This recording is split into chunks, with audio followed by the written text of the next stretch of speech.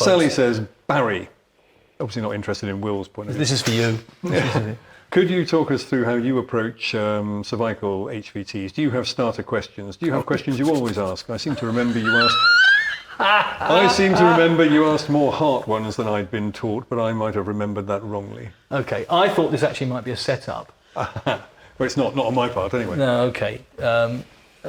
Back to the loneliness of the long-distance osteopath here, I think, because I now, and I'm not going to be trying to set off a wave of hysteria here. This is just my personal view. Sorry for touching the mic if I did.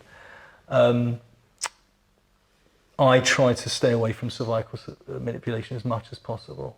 The reason being is that for me, I think the therapeutic benefits are not sufficient to justify those tiny but nonetheless potentially catastrophic risks.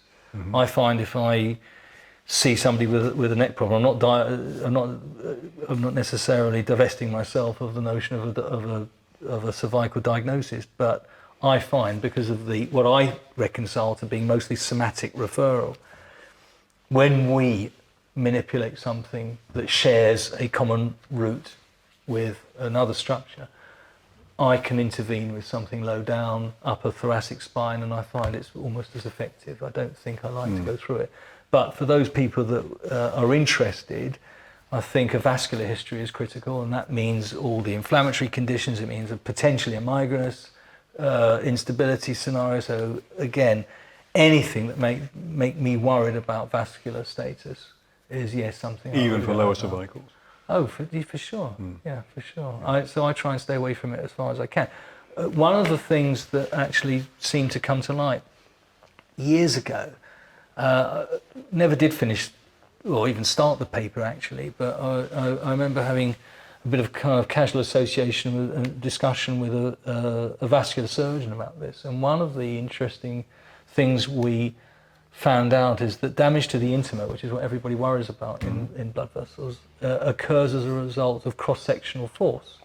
So it's not actually necessarily it's not actually the traction that does it.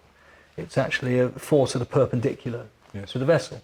And this happens sometimes in road traffic collisions with a lap belt. You see a leaflet, an aortic leaflet form because of the sudden shearing force. So it's to do with, we think it's to do with speed. This is not published, this was just ideas that we were throwing around. But one of the things that we found to be very interesting actually was that, and you were talking or pertaining to the upper cervical spine, is that high velocity rotation and then a sudden stop implies that the vessels that go with them in the circle, those that supply the cervical veins, the vertebrals and carotids, actually go through a rotational force very rapidly and then stop, which means that one part of the lower part of the cervical spine stays where it is, and the upper part wants to carry on because of this rotational momentum, or acceleration really.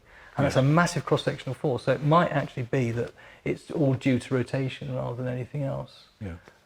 So, I heard enough. I didn't need to. I've probably been corrupted too much. So personally, I'm happy to proceed without actually doing cervical manipulation. But if you're going to, then But if you're going to do it in side bending.